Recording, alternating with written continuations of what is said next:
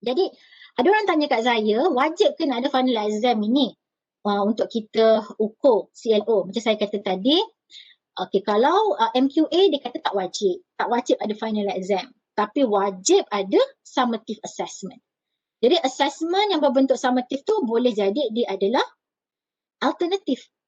Tak semestinya assessment to final exam. Dan sebenarnya kita juga ke arah flexible assessment. Saya juga pernah bagi talk berkaitan dengan flexible assessment, di mana kita ada dua style, iaitu bento and buffet style. Tapi saya rasa tak cover lah untuk talk hari ini. Okay. Is it necessary to cover all the topics in final exam?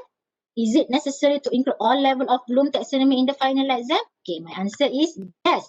Kalau dia multiple choice. Kalau multiple choice, memang seeloknya kita cover semua topik. Okay, katakan ada 60 soalan. Okay, tapi kalau essay, tak wajib ada semua topik. Okay, memanglah tidak sebab essay soalan tak banyak kan. Okay, dan untuk melibatkan Bloom taxonomy itu, seelok-eloknya ada. Kalau yang multiple choice question ni, memang wajib ada aras rendah sampailah aras tinggi. Tapi kalau soalan essay, kita tahu bahawa tujuan soalan essay ini dia lebih kepada nak melihat critical thinking dan composition pelajar. Jadi kita perbanyakkan soalan sederhana dan tinggi berbanding soalan yang susah. Okay, align the item with the weight of the topic. Okay, ini sepatutnya kita kena jajarkan dengan kita punya saya tak pasti apa kat fakulti you all panggil, tapi kami panggil jadual penentuan ujian. Table of specification. Table of specification ini juga adalah salah satu daripada evidence yang akan diminta MQA sewaktu audit. Untuk memastikan bila kita buat final exam, katakan, mana bukti kita punya table of specification ni. Okay? Tetapi kalau kita buat alternative assessment, not necessary we have to have the table of specification. Okay? Hence we can have the rubric, okay, to be audited by the evaluator. Okay, and finally, of course, last but not least, make sure it is aligned with the CLO being measured. Okay, soalan tadi, can all PLOs be measured in the final exam? Saya kata, untuk traditional final exam, only appropriate to measure cognitive domain. Okay, sebab final exam yang traditional tu semua berbentuk tulisan kan, kertas pensel kan, ataupun dalam bentuk online. Okay, tak ada performance based. Jadi hanya sesuai kognitif, tak sesuai practical ataupun affective. Okay. So, how we want to create the exam? First, choose appropriate item types for your objective. Okay, katakan kita dah tengok ini adalah objektif untuk kita buat summative assessment. Kita nak buat soalan essay ke? Kita nak buat soalan problem sets ke? Kita nak buat soalan berbentuk MCQ ke? Ini semua kena ikut kesesuaian CLO. Okay, which is saya yakin lah kalau peringkat kita ni dekat universiti, kita mestilah ada untuk soalan-soalan yang aras tinggi. Melainkan kalau katakan subjek tu, satu section tu sampai ada 500-600 orang, mungkin MCQ itu lebih sesuai. Okay? So it depends on your learning objective. Sebab kita kena selalu ingat there is no one size fit all. Kita tak boleh kata kalau nak ukur A mesti kena guna test. Tak necessary test. Mungkin you boleh guna assignment. Katakan macam tu. Jadi kita kena ingat pendidikan itu menumbuh, pendidikan itu fleksibel, bukannya sesuatu yang rigid, bukannya sesuatu yang ada, maksudnya dia ada standard tetapi dia fleksibel. Okay? So kita kena highlight macam mana soalan peperiksaan kita tadi tu dia align dengan course objective. Okay? Identify which course objective the exam addresses. Supaya kita tak mengukur benda lain. Macam saya cakap tadi lah. Okay, kami mendapati semester lepas ada yang buat alternative assessment dan dia terukur psikomotor. Sebab dia kata, alamak dah terbiasa lah kalau alternative assessment ni mesti ukur performance dia, proses dia. Sedangkan kali ni yang kita buat alternative assessment tu adalah summative, bukannya formative. Okay, contohnya, this exam assess your ability to analyze the research paper based on your research knowledge. So, kita akan buat soalan itu sahaja yang bersesuaian. Okay, write instruction that are clear, explicit and unambiguous. Okay, make sure that students know exactly what you want them to do. Sebab itu ya, pensyarah yang baik, okay, yang bagus, dia akan memberikan familiarization kepada pelajar-pelajar dia supaya apabila pelajar tu jawab exam, dia tak rasa macam macam pertama kali aku nampak soalan macam ni.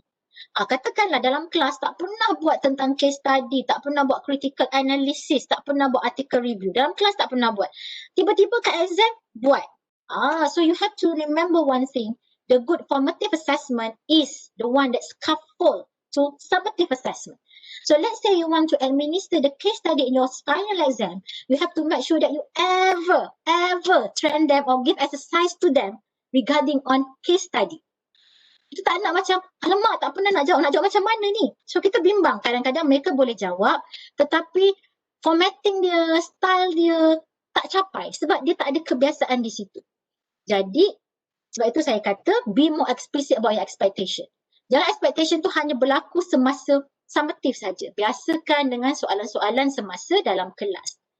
Jadi soalan je lain nanti waktu final exam, tetapi at least mereka pernah buat mini scale research semasa formative assessment, mereka pernah buat projek ni, mereka pernah buat case study, mereka pernah buat critical analysis. Jadi mereka ada kebiasaan. Mereka ada kebiasaan untuk membuat tugasan tersebut. Okey?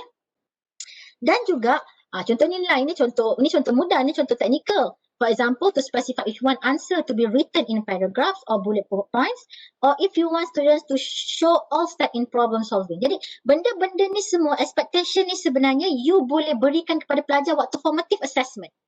Okey, sepatutnya katakan saya kalau dalam case study saya nak you all mesti ada diagram. Katakanlah kalau itu saya punya expectation. Jadi pelajar tahu apabila benda tu berlaku sewaktu summative assessment, Dr. Adibah dia mesti nak ada diagram, dia mesti nak ada references. Sebab apa? Macam mana dia tahu?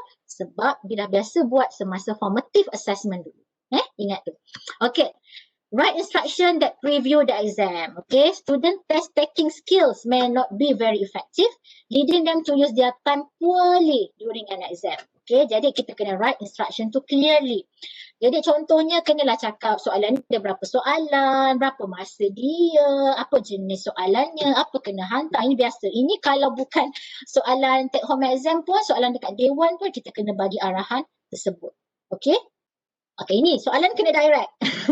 Soalan kena clear and simple. Avoid complex and convoluted sentence construction.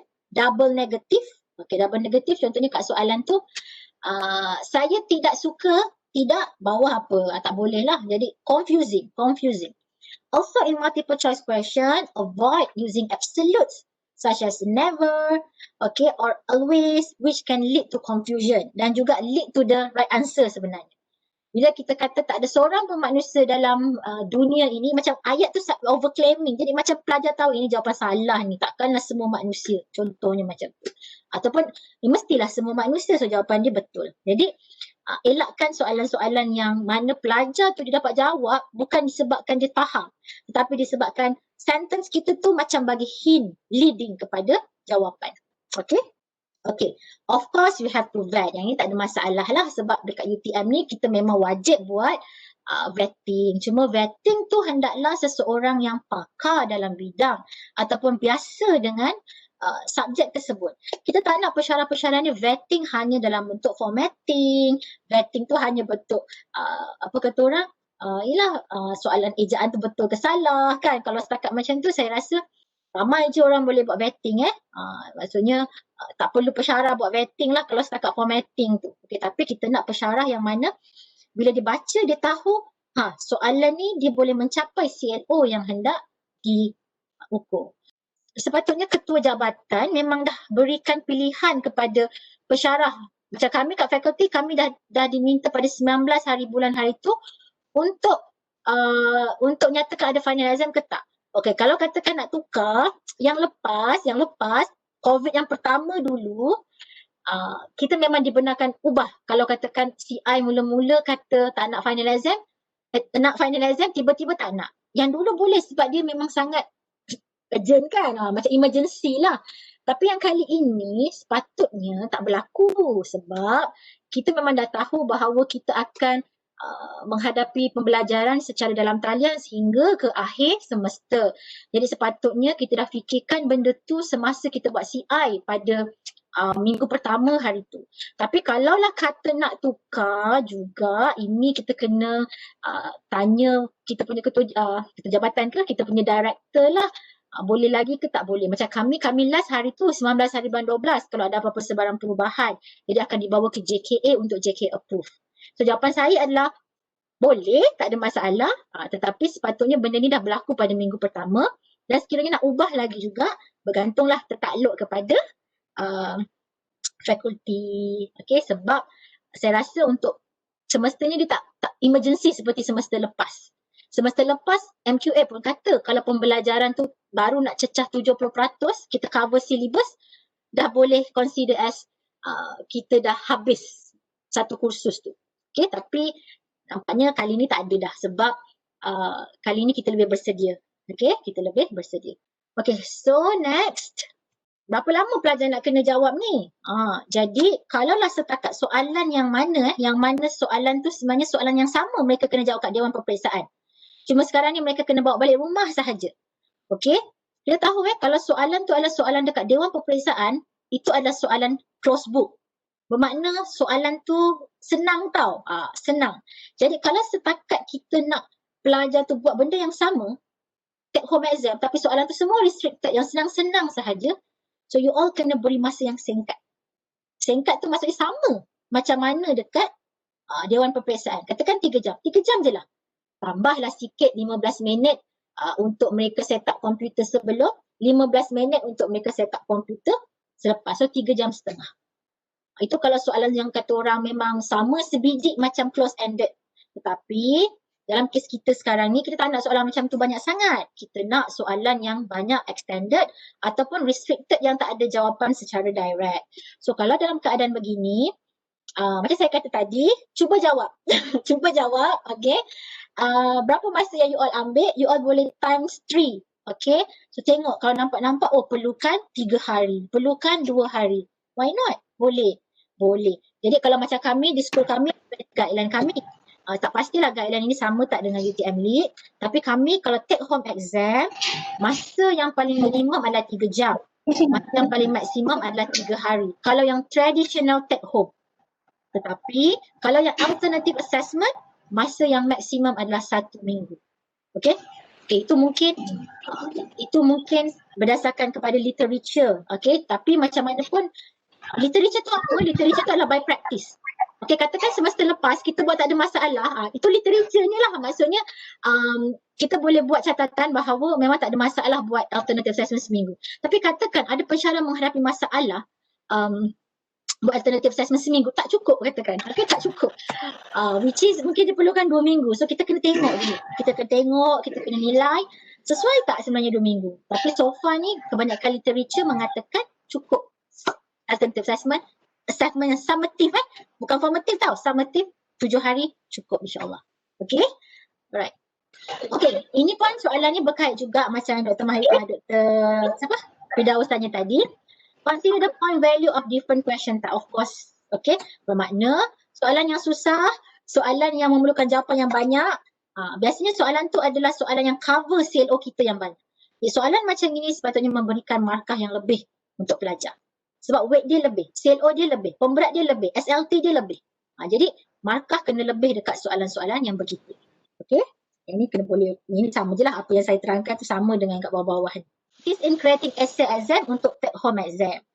Avoid ambiguous directives such as discuss or even describe, which can elicit rambling response. Okay, alamak ada pula S ni terlebih. Okay, maksudnya elakkan bagi soalan yang mana perkataannya tu boleh macam diinterpretasikan oleh pelajar dengan pelbagai cara. Contohnya macam discuss, nak discuss apa? Describe, nak describe apa? So, kita gunakan verb yang lebih baik, yang lebih spesifik. Contohnya macam justify, analyze, compare or summarize. Okay, tapi bila kita buat take home exam, yang nak di-compare, yang nak di-analyze tu kalau boleh, jangan sesuatu yang terlalu direct. Okay, Dr. Hasmiria ada soalan. Okay, ada lagi soalan sebelum tu. Kejap ya. Dr. Rosilah ada. Bagaimana nak bezakan soalan untuk menguji PLO1 knowledge, PLO2 cognitive, level C4 analyze dan generate skill CTPS? Ada tak pertindihan antara KW, CG dan CTPS? Terima kasih. Okey. Pertama sekali, PLO1 dengan PLO2. Knowledge dia adalah sesuatu yang lebih bersifat theoretical. Okey, di mana sebenarnya PLO2 yang kognitif tu, okey, kalau katakan analyze kalau katakan analyze dalam PLO1, kita mungkin akan cakap from this, contoh di antara berikut, bezakan antara kajian kuantitatif dan kajian kualitatif. Okey, bermakna mereka pun akan bezakan. Okey, tetapi kalau katakan CG, kognitif dan PLO2, dia adalah application terhadap analisis tadi. Contoh adalah anda dikehendaki membuat satu soal selidik dan juga satu ujian. Bandingkan kedua-duanya. Maksudnya dia kena buat. Dia apply.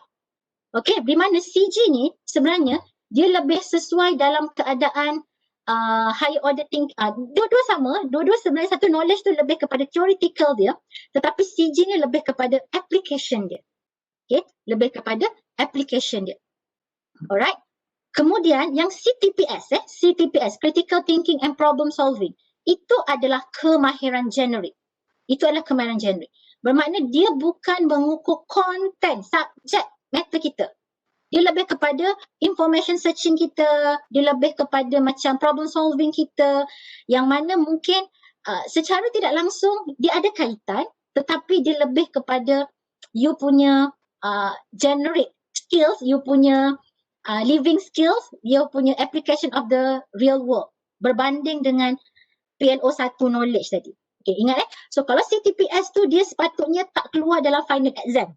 Dia tak keluar dalam PLO1, PLO2 sepatutnya. Sebab PLO1, PLO2 adalah untuk measure subjek. Dekat UTM ni kita pegang bahawa generic skills bukan untuk mengukur konten. Dekat UTM kita pegang generic skills adalah untuk mengukur PLO yang bukan bersifat teknikal. Okey? Itu jelas untuk yang CTPS tu. Tetapi KW dengan CG ni memang ramai yang confused. Ada yang kata betul ke CG tu low order thinking skills. Knowledge tu high order thinking skills. Macam seolah-olah KW tu aras 1 sampai aras 3. CG tu aras 4 sampai aras 6. Tidak. Okay. Kedua-duanya involve room taxonomies, okay, ke semua level. Which is untuk kognitif, dia lebih kepada kat sini je, knowledge je. Dan juga declarative sahaja. Okay. Maksudnya menulis dan sebagainya. Tetapi kalau yang CG tu, kognitif tu sepatutnya you can apply. Apply kalau boleh dalam bentuk penyelesaian masalah ataupun memang you buat macam performance based, alternative assessment tu. Sebab itu kadang-kadang confuse juga. Kadang-kadang saya pun nampak bila mana kita kalau final exam, saya nak cakap final exam ni dia lebih sesuai CG. Especially kalau yang berbentuk theoretical. Tetapi kalau katakan you buat sesuatu assignment dia sesuai, saya cakap apa tadi? Sepatutnya yang final exam yang hanya bertulis traditional tu dia sesuai KW. Silap. Tetapi sesuatu yang berbentuk macam alternative assessment, project, formative tu yang you kena bangunkan, itu memang sesuai kita buat CG sebab dia sesuatu yang kita boleh apply berbanding dengan setakat kita tulis sahaja. Itu beza je. Kalau you nak lebih clear, you boleh baca dokumen MQF yang kat belakang sekali tu. Dia ada beza kan. Apa itu CG, apa itu KW dan apa itu CTPS. Dr. Asmai tanya, macam mana nak match SLT kalau kita bagi take home exam? Sebab selalu biasa 3 jam khusus, 3 jam final exam. Perlu fit dalam 120, 120 hour tu. Sebab itu, kali ini kita tak kata pun mesti nak kena 3 jam. Okay, tak ada. Sebab kalau kita buat alternative assessment lagilah, tak boleh 3 jam. So sebenarnya yang selama ni kata 3 jam tu kita yang kata 3 jam sebab kita memang buat traditional biasa. Tetapi CI yang kali ini, not necessarily your final exam should be 3. As long as dia masih lagi dalam katakan final exam kita adalah 40 markah. So 40 katakan 3 kredit. Jadi 40 bahagi 100 40 bahagi 100 3 kredit kan kali 120. Okey. So sebenarnya untuk final exam 48 jam. Maksudnya untuk CLO tu lah. 48 jam tu adalah 3 jam kita dah keluarkan untuk final exam. Yang baki-bakinya tu persediaan dia. Jadi 48 jam tu kita boleh ambil seminggu. Seminggu berapa jam? Seminggu tu taklah kata orang 24 jam. Katakan satu minggu tu 8 kali 7 dah 56, dah lebih kan. So bermakna tak sesuai lah kalau buat seminggu, buat 4 hari, buat 3 hari maksimum. Tetapi sebenarnya kita kena ingat, do you think that they will do the assignment for 8 hours every day? Tak kot, saya rasa tak. Okay, mungkin 4 jam satu hari. So kalau 4 kali 7 dah 28. Bermakna sesuai lah. Sebab kita kan ada yang guided non-face to face, kita ada yang independent learning. So masa-masa tu kita boleh tarik. Kita kena ingat SLT ni fleksibel. SLT ni bukan you punya kursus 3 jam, you punya kursus 3 kredit, you punya final exam mesti 3 jam. Tak ada macam tu sebenarnya. Okay, jadi lagilah dengan keadaan sekarang kita ke arah flexible education. So don't be rigid. InsyaAllah selagi kita tak menyalahi tu contohnya macam ni lah. Contohnya kita punya CLO tu masih lagi katakan final exam berapa markah tadi? 40 markah. Okay. So masih lagi dalam 48 jam dalam tu. Okay, jadi insyaAllah saya rasa dari segi SLT ni tak ada masalah. As long as kita pula sekarang dah jumpa pelajar pun dah kurangkan. Online exam kalau saya undergraduate tu seminggu, 2 minggu sekali.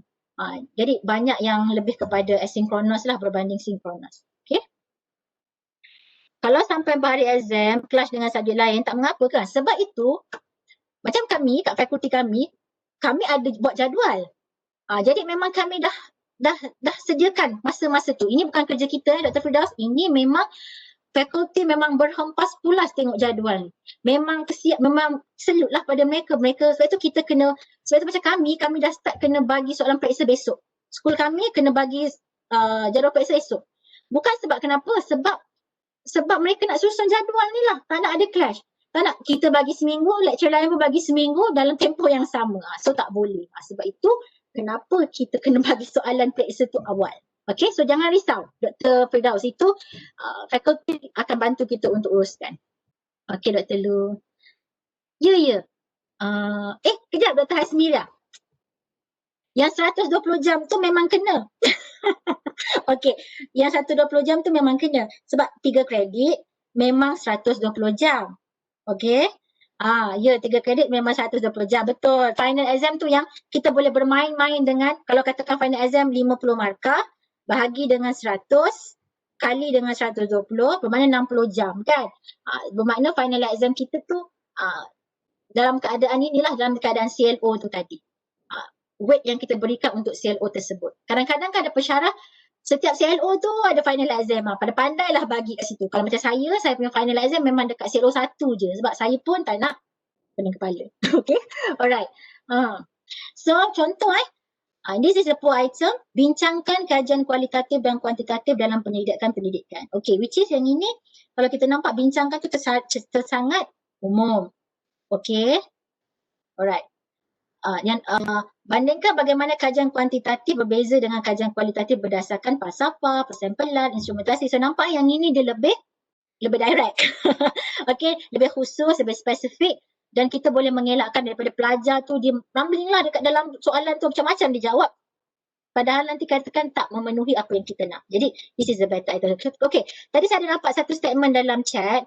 Dia kata final exam 3 kredit final is 60 minit. Okay, ingat 60 minit tu dia termasuklah independent learning. Okay, nak saya 60 minit. Macam kes saya, final exam saya, take home exam cuma 5 jam katakan. Jadi okey lah, masih lagi tak melebihi 60 jam tu. Okay, sebab 60 jam tu you kena ingat, you cover juga untuk you punya pengajaran dalam kelas yang 60 jam tu. Okay, adakah final exam perlu cover setiap CLO?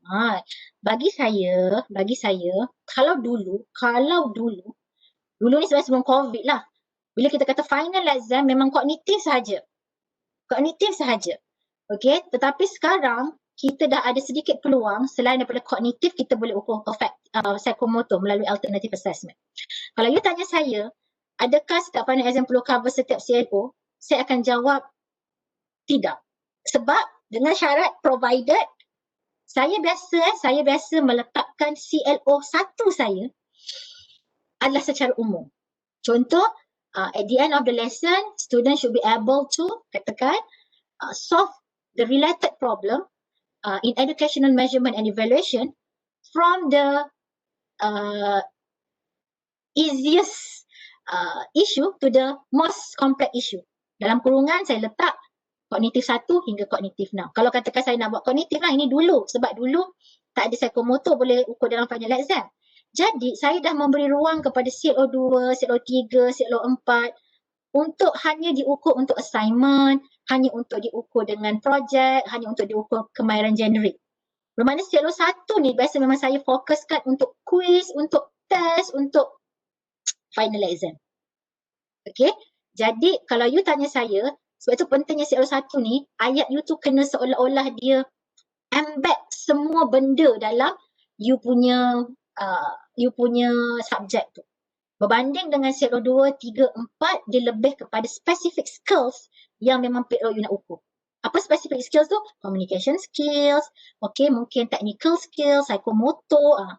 Jadi saya biasa buat macam tu. Sebab apa? Sebab saya tak nak pening kepala kira SLT tu. Sebab itu biasanya saya letakkan apa sahaja yang berbentuk traditional exam tu dulu, saya letak dalam CLO pertama. Okey, ada soalan satu lagi. Semasa take home exam dijalankan, adakah menjadi satu kesalahan jika ada pelajar yang membuat grup perbincangan di luar pengetahuan pensyarah? Apakah tindakan pensyarah yang sepatutnya? Okey, macam saya katalah, sepatutnya summative ni dia memang seorang lah, dia tak ada discussion sepatutnya. Tapi memang kita tak boleh elak. Okey, kalau nak kata salah tak salah tu saya tak boleh nak cakap. Sebab kita tak ada rules of regulation lagi dalam kita punya buku panduan akademik. Yang kita kata pelajar tak boleh meniru. Jadi contohnya kalau result, kalau katakan skrip jawapan dia dengan skrip jawapan pelajar sama, itu kita boleh consider as meniru. Kalau kita masuk dalam Turnitin, so nilai Turnitin ini tinggi, itu kita boleh consider as meniru. So dalam keadaan norm sekarang, perbincangan, kalau dia tak bincang dengan kawan-kawan dia pun, macam saya kata tadi, mungkin dia berbincang dengan kakak dia, ibu bapa dia kan. Jadi sebab itu saya kata jadikan satu soalan yang mana bila mereka bincang sekalipun, mereka tak akan dapat menghasilkan jawapan yang sama. Okey, sebab apa tujuan kita buat exam ni? Kita bukan buat tujuan exam ni sebab kita nak mereka tak boleh jawab soalan kita. Faham tak? Maksudnya jangan rasa bila pelajar tak boleh jawab soalan kita, kita ada seorang pembina soalan yang hebat. Bukan.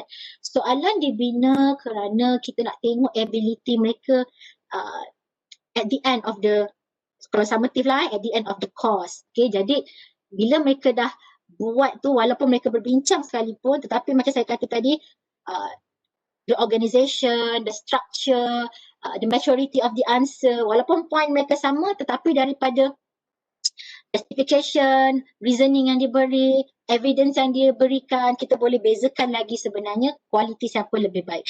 Tapi macam saya cakap lah Prof, saya kata kalau katakan kita boleh cakap ada kontrak sosial pelajar daripada awal, maksudnya masuk semester tu, kita cakap perbincangan tidak dibenarkan semasa summative assessment.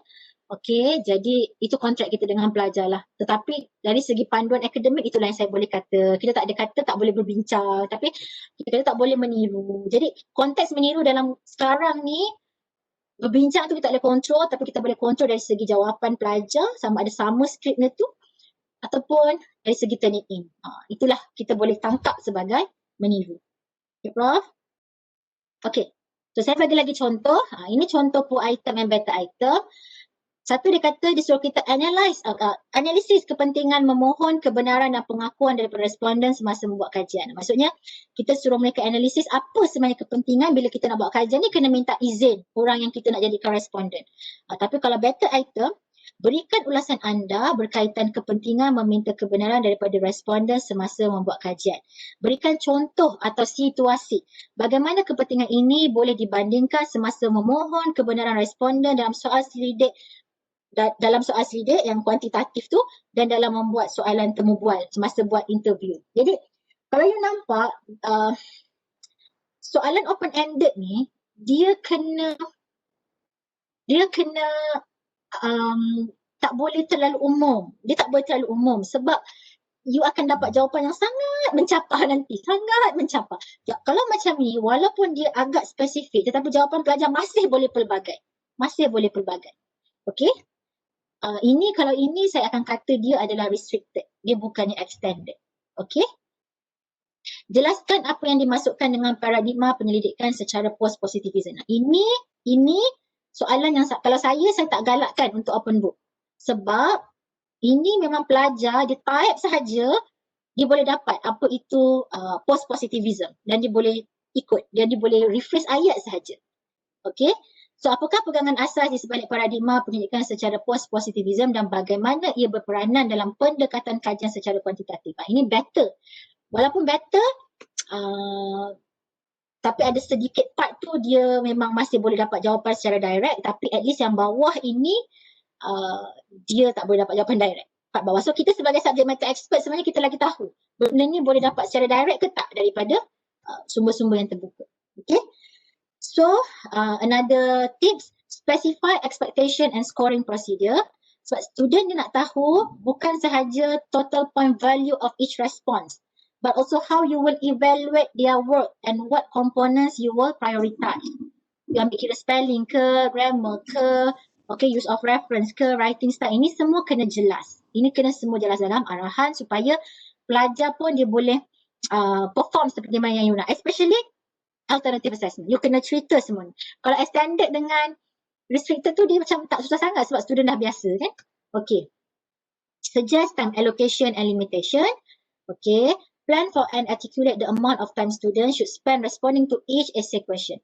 Without adequate limit, students might provide responses that are too long, off task or incomplete. Sebab tu kita dah bagi 3 jam, pandailah. Kita dah bagi 3 hari, pandai-pandailah sesuaikan. Okay.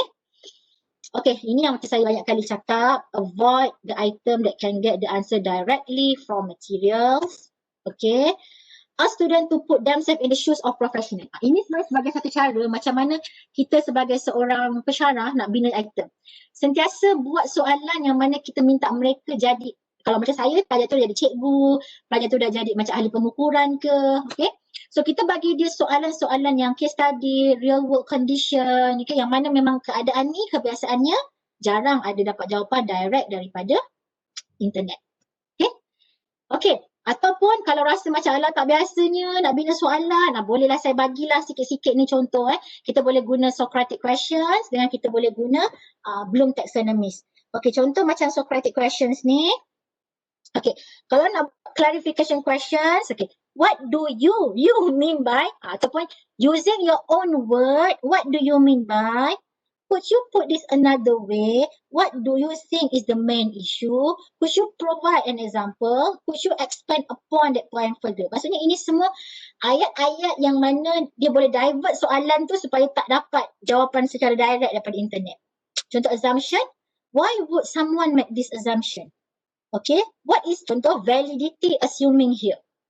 What could we assume instead? Ini biasanya pula nak kena ada stimulus, rangsangan macam artikel given ke, biasanya lah. Okay, ni boleh nampak nanti dalam slide saya. Okay, contohnya kalau reason and evidence question, what would be an example? What do you think this is true? What other information do we need? Could you explain your reason to us? Ayat-ayat ni lah kalau katakan mungkin tak biasa bina soalan dalam bentuk extended ke, dalam bentuk alternative ke. Okay, is this your idea or did you hear it from someplace else? Have you always felt this way? Has your opinion been influenced by something or someone? Where did you get that idea? Macam, soalan ni macam memang tak boleh cari dalam buku lah. Okay? Tapi kadang-kadang pelajar ni bijak. Dia ambil idea orang lain, dia kata idea dia kan. So, kena buat satu keadaan. Sebab itu orang bagi artikel given tau. Supaya jawapan dia orang tu pun dia tetap kena reflect ke artikel tu. Bukan secara umum. Okay? Ni contoh-contohnya implication and consequence questions. What effect would that have? Would that really happen or probably happen? Kalau viewpoint question, how will other groups of people respond to this question? Why? How could you answer the objection that would make? What might someone who believe think? Sampai macam tu. What is an alternative? Contohlah ini boleh rujuk nanti. Type of level question. Ini belum taxonomy. Kalau nampak saya potong, saya tak ambil remembering. Sebab saya tak nak remembering tu. Jangan letak soalan-soalan remembering untuk soalan final home exam. Okay? At least understanding.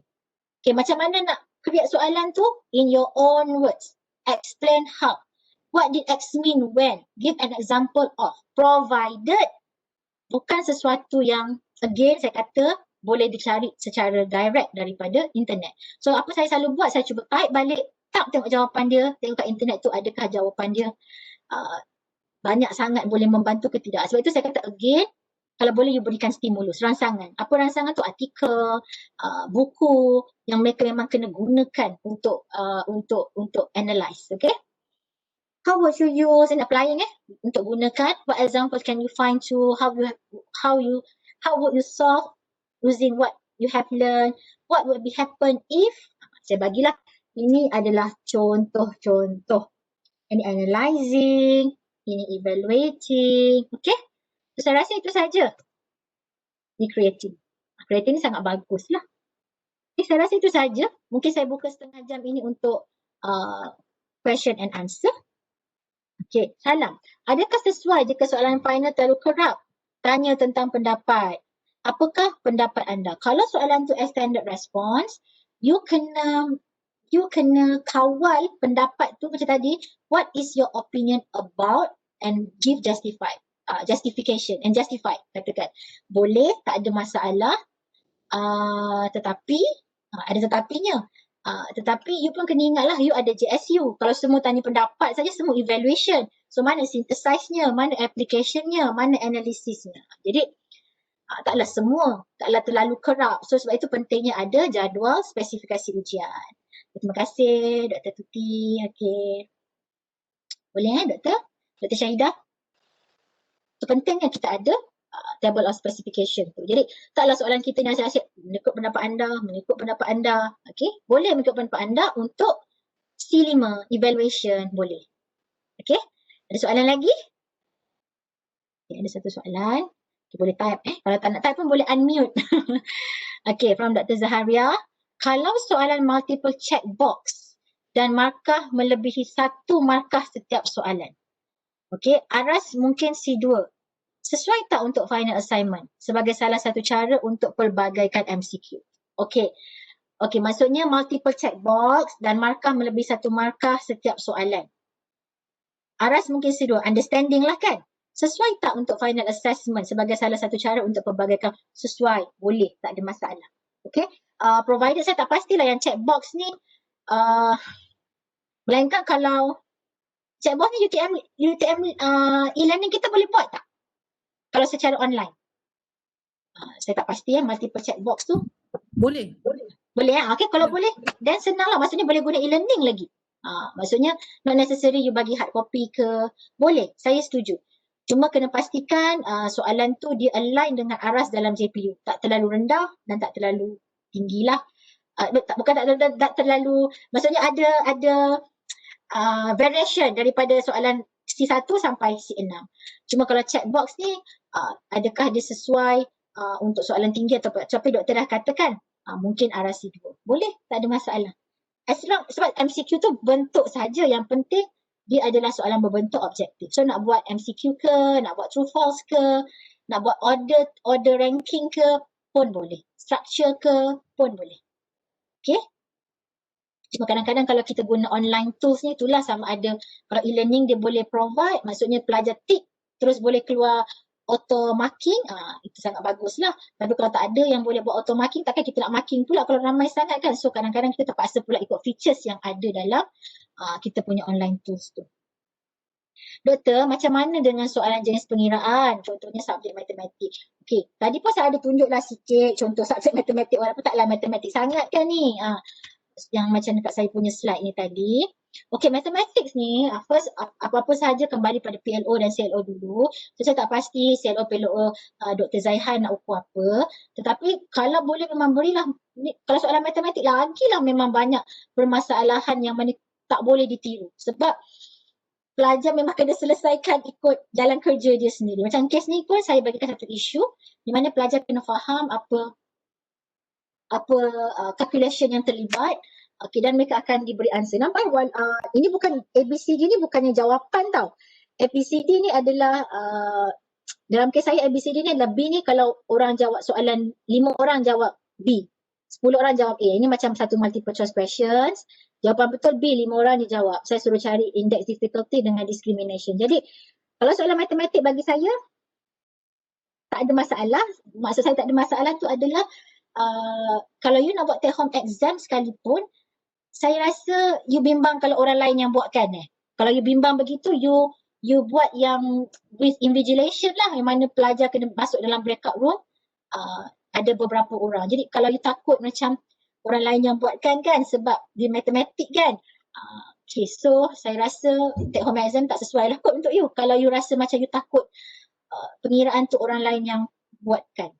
Okay, tapi sebenarnya kan doktor, macam saya cakap lah tadi, kita kenal pelajar ni bukan waktu final exam sahaja. Kita kenal pelajar daripada awal. Jadi sebenarnya kadang-kadang kalau kita nampak result final dia ni macam terrornya berbanding dengan result lain kan. Jadi you boleh panggil baik pelajar tu, mungkin you boleh cuba dibuat sekali lagi. Cuba buat depan saya kat Webex ni, saya nak tengok. Kalau dia tak dapat buat ataupun dia macam jadi boleh diragui lah. Okay, jadi so kalau mana-mana yang rasa macam you punya soalan tu terlalu factual, memang tak boleh take home exam, buatlah synchronize. Okay, ataupun you buat synchronize tapi you boleh offline sekejap, tapi bagi masa yang ngam-ngam sahaja. Ngam-ngam sahaja Okay, soalannya adalah pengalaman saya, Dr. Nuraini pengalaman saya dan rakan-rakan baru ini untuk midterm exam, penyediaan table of specification yang jelas sebelum pengajuan soalan dibuat memang membantu kita untuk pastikan taburan soalan meliputi kesemua belum levels dapat disediakan. Betul Dr. Nuraini. Sebab itu kita perlu buat level of taxonomy. So, siapa yang dah buat table of specification tu, you dah boleh maju kepada second phase, iaitu cuba analyze aras kesukaran dan indeks diskriminasi. Apa bezanya? Table of specification, you buat mengikut aras kesukaran you. You yang rasa soalan ni senang, sederhana, susah. Tetapi analisis item, dia menunjukkan aras senang, sederhana, susah yang dijawab oleh pelajar. So sebenarnya, saya suka tau kalau katakan lecturer ni dah biasa buat table of specification. Jadi, dia boleh pergi kepada next step, iaitu melihat quality item. Jadi nanti you akan rasa surprise tau sometimes. Sebab you rasa soalan ni susah. Tapi bila you buat analisis item, banyak pelajar betul jawapan tu. Bermakna soalan tu kita kena revise. Mungkin soalan tu memang susah, tapi disebabkan ada hint. Okay, maksudnya ada hint soalan, struktur ayat tu memberi hint sampai semua pelajar boleh jawab soalan tu. Tapi apa yang Dr. Nuraini buat dengan group, dengan tim di faculty, dah ada table of specification, memang dibantu variation. Okay, daripada C1 sampai C6. Okay, tahniah Dr. Nuraini. Okay, so saya beranggapan tiada lagi soalan. Jadi sekali lagi saya ingin mengucapkan terima kasih kepada semua yang sudi hadir sekali lagi. Okay, tak jemu dengan talk saya. Okay, sebab hari saya nampak ada juga rakan saya dari fakulti, which is sebenarnya saya baru je bagi talk dengan fakulti last Thursday. Lebih kurang sama sahaja. Okay, terima kasih datang kembali pada hari ini. Stay safe, stay healthy, stay positif. Mudah-mudahan kita semua selamat, okay, dan mudah-mudahan kita dapatlah belajar banyak benda daripada situasi yang macam COVID macam ni kan. Kita nampak macam bila jadi macam ni, oh kita kena buat online assessment, oh kita kena buat macam ni. Jadi sebenarnya benda tu sebenarnya satu keadaan yang memaksa kita keluar daripada comfort zone, tetapi kita jadi lebih matang dan belajar lebih banyak. Dan semoga walaupun dalam keadaan begini kita terus boleh berbakti, kita terus boleh mengajar dan mendidik anak bangsa, dan juga boleh berkongsi. Okay, online waktu COVID ni banyak sangat kan online sharing kan. Kadang-kadang kita pun Allah dengan meeting, dengan online sharing, tapi nasib baik semuanya boleh recording. Okay, jadi terima kasih, saya ucapkan minta maaf pada salah silap. Okay, semoga saya akan berikan slide kepada Priscilla. Kalau Priscilla tak bagi you bolehlah WhatsApp saya secara personal, nanti saya tarik aja dekat WhatsApp tu bagi kat semua. Okay, terima kasih. Jadi saya akhiri dengan bacaan surah Wal-Asr dan tasbih kafarah. Bismillah.